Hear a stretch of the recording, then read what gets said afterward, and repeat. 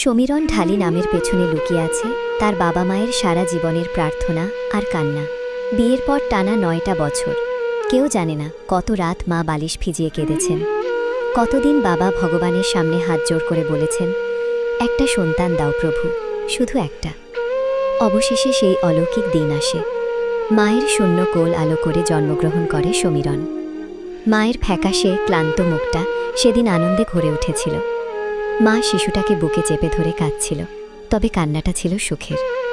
বাবা দূরে দাঁড়িয়ে মনে মনে বলছিলেন, এই ছেলেটাই একদিন আমার শেষ ভরসা হবে। কত আদরে কত কষ্টে বড় হয় সমীরণ।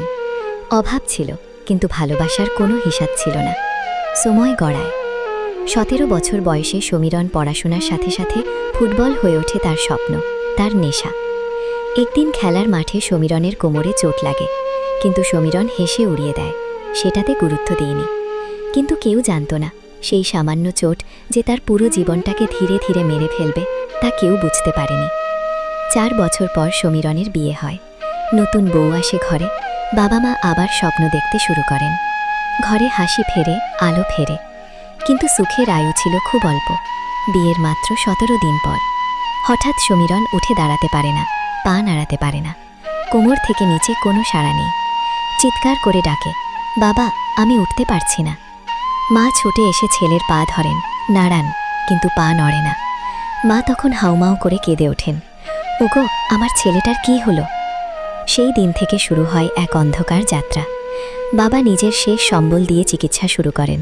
হাসপাতাল, ডাক্তার, পরীক্ষা, একটার পর একটা টাকা গলে যায়। শেষে জমি বিক্রি করে নিঃস্ব হয়ে যান বাবা। কিন্তু সমীরণ উঠে দাঁড়ায় না। ঘরে তখন শুধু কান্না। মা সারা রাত ছেলের পাশে বসে চোখের জল ফেলেন। বাবা চুপচাপ কোণে বসে থাকেন, চোখের সামনে অন্ধকার। এর মধ্যেই সবচেয়ে নির্মম আঘাত, আবারও যেন তাদের মাথায় বজ্রাঘাত। সমীরণের স্ত্রী প্রতিবন্ধী স্বামীকে ফেলে বাবার বাড়ি চলে যায়, যে সময়ে সমীরণের পাশে তার স্ত্রীর থাকাটা খুব প্রয়োজন ছিল। সেদিন সমীরণের বাবা আর নিজেকে সামলাতে পারেননি।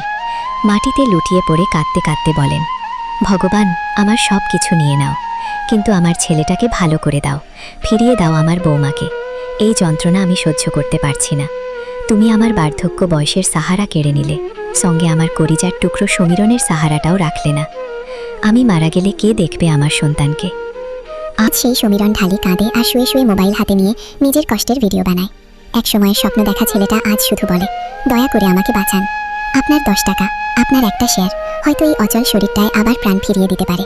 এই ভিডিওর সমস্ত উপার্জন সমীরণের চিকিৎসার জন্য তার পরিবারের হাতে তুলে দিতে চাই রাজগ্রাম ফিল্ম। ভিডিওটি বেশি বেশি শেয়ার করুন।